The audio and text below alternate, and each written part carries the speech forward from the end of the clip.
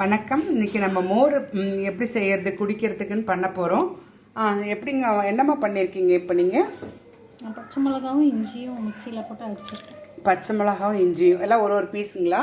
ஒரு பீஸ் போட்டுட்டு ஃபில்டர் பண்ணிடுவேன். ஏன்னா அது வாசனையாகவும் இருக்கும், காரத்துக்கு மிளகா இஞ்சி ஜீரணமாகும், அந்த வாசனையும் நல்லா இருக்கும்ன்றதுக்காக இதை நல்லா மிக்சியில் அடிச்சுட்டு அந்த தண்ணியை எடுத்துக்கிட்டாங்க. இப்போ தயிர் மிக்சியில் போட போகிறீங்களா இல்லை அப்படியே போட்டுக்கலாம்? தயிர் போட்டு கடைஞ்சி தயிர் போட்டு சிலிப்பிட போகிறாங்க. இப்போ தயிர் போட்டாங்க, ஒரு பேக்கெட் தயிர்.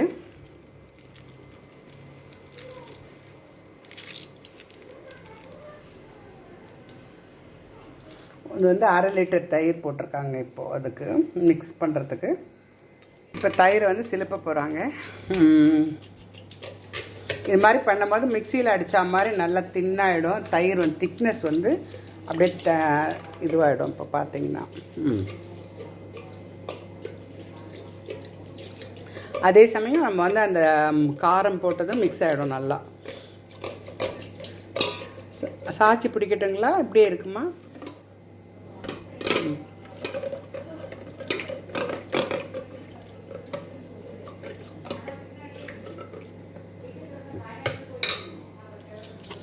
நம்ம எவ்வளோ இது மாதிரி கடையிறதால உங்களுக்கு எவ்வளோ தண்ணி வேணாலும் நம்ம ஆட் பண்ணால் ஈஸியாக இருக்கும்.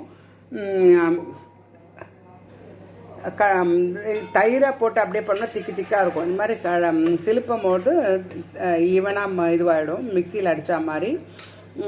இந்த மாதிரி பண்ணும்போது தான் நம்ம கீ எடுப்பாங்க.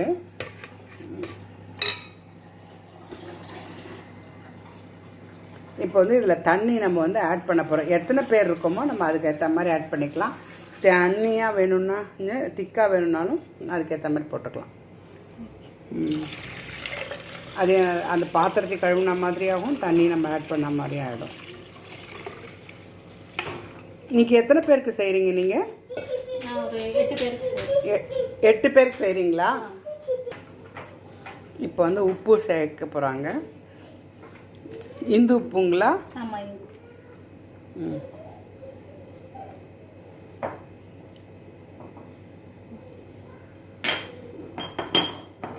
உப்பு ஈவனாக கரையிறதுக்காக இந்த மாதிரி நல்லா கலந்து விட்டுட்டோம்னா உப்பும் ஈவனாக கரைஞ்சிடும்.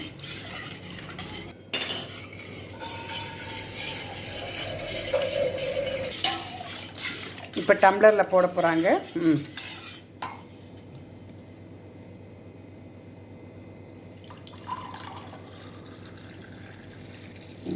இப்போ மோர் ரெடி ஆகிடுச்சு.